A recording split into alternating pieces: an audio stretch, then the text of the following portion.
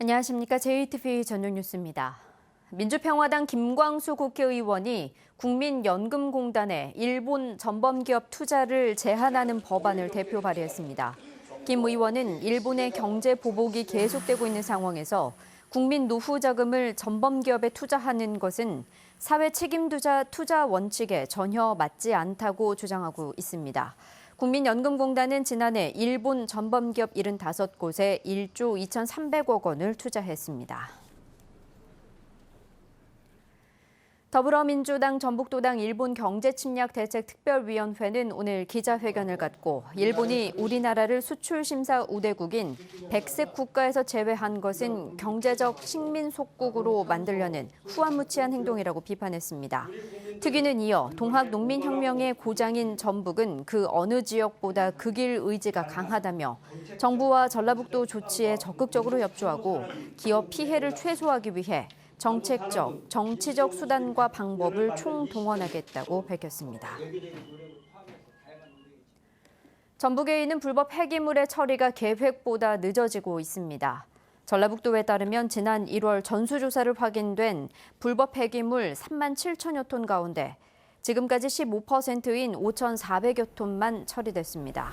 앞서 환경부는 전국에 있는 불법 폐기물을 올해 말까지 모두 처리하겠다고 밝혔습니다. 한국도로공사 요금수납 노동자들이 오늘 남원시청 앞에서 도로공사의 집단 해고를 규탄하는 기자회견을 열었습니다. 민주노총 소속 요금수납원 30여 명은 도로공사가 직접 고용을 하라는 법원의 판결을 무시한 채 간접 고용과 다름없는 자회사 전환을 추진하고 있다며 이에 반대한다는 이유로 지난달 수납원 1,500명을 해고한 것은 결코 용납할 수 없다고 비판했습니다. 한국출판문화산업진흥원이 이전한 전북혁신도시에 호남권 출판산업 클러스터를 조성해야 한다는 주장이 제기됐습니다. 전북연구원은 전북은 한지와 조선시대 방각본 등 역사적 자산과 한지산업진흥원과 고전번역원 등 출판 관련 시설도 갖고 있기 때문에 한국출판문화산업진흥원을 활용해 호남권 출판 거점으로 출판산업 클러스터를 조성해야 한다고 주장했습니다.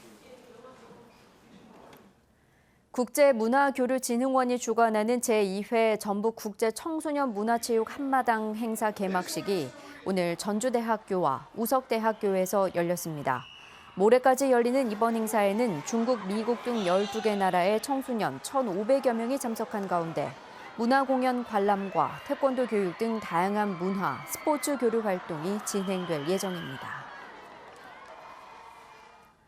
오늘 오전 11시 20분쯤 전주시 우화동의 한 아파트에서 82살 A씨가 몰던 승용차가 주차장에 설치된 간이 풀장으로 돌진했습니다. 당시 풀장에서 물놀이를 하던 어린이집 원생과 보육교사 15명 가운데 3살 B군 등 원생 4명이 가벼운 부상을 입어 병원에서 치료를 받았습니다.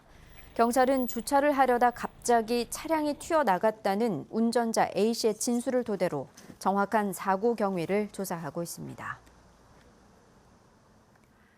제8호 태풍 프란시스코가 북상하면서 오늘 전북의 낮 기온은 35도를 밑돌며 더위는 잠시 주춤했습니다.